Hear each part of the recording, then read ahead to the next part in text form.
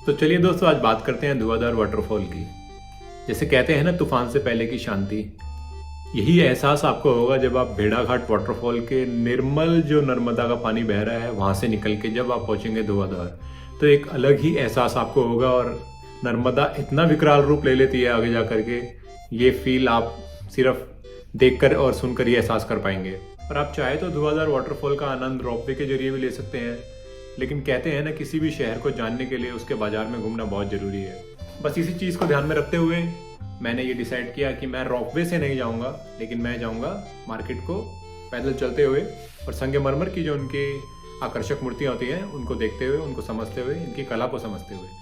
तो चलिए।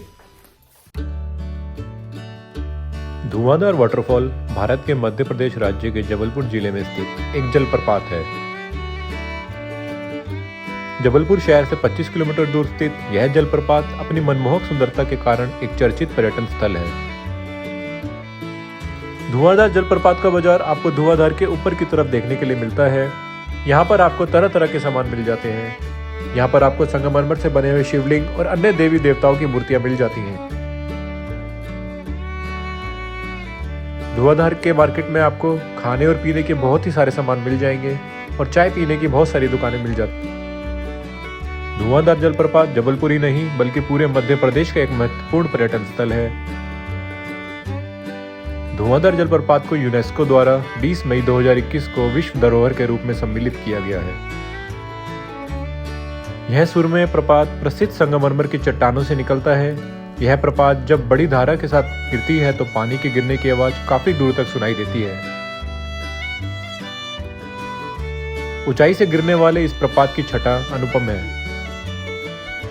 धुआंधार जलप्रपात में नर्मदा की धारा 30 मीटर ऊपर से गिरती है, जिसका जल सफेद धुएं के समान उड़ने लगता है।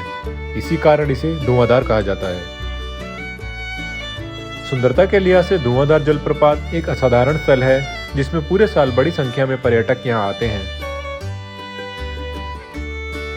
यह जगह आपके दोस्तों और परिवार के साथ पिकनिक मनाने के लिए भी काफी आदर्श है।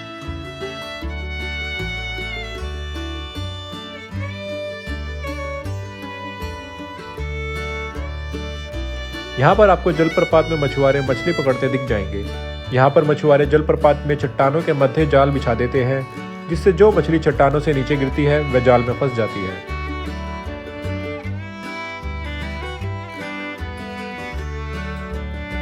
जलप्रपात के सामने काफी बड़ा खुला स्थान है, जहाँ से लोग इसकी सुंदरता अपने कैमरे में उतार लेते हैं।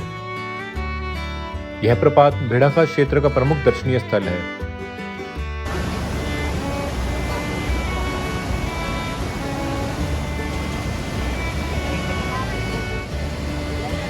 धुआंधार जलप्रपात की उत्पत्ति नर्मदा नदी से होती है।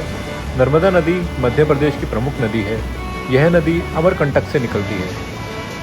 नर्मदा नदी डिंडोरी मंडला से होते हुए जबलपुर में प्रवेश करती है और जबलपुर जिले में धुआंधार जलप्रपात बनाती है। धुआंधार में अगर आप घूमने जाते हैं तो यहाँ आप रोपवे का मजा ले सकते हैं। रोपवे से आपको धुआंधार का बहुत ही खूबसूरत दृश्य ऊपर से देखने के लिए मिल जाता है। रोपवे से आप धुआंधार के उस पार जाकर संगमरमरी चट्टानों में बैठ सकते हैं।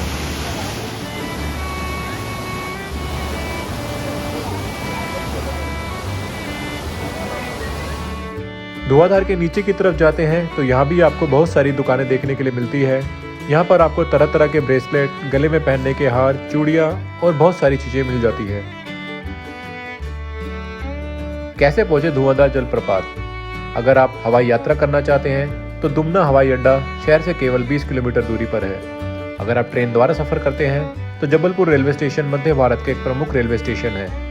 मध्य रेलवे का विभागीय क्षेत्रीय प्रबंधन कार्यालय भी इसी शहर में है। और अगर आप सड़क द्वारा यात्रा करना चाहते हैं तो जबलपुर सड़क से अच्छी तरह जुड़ा हुआ है।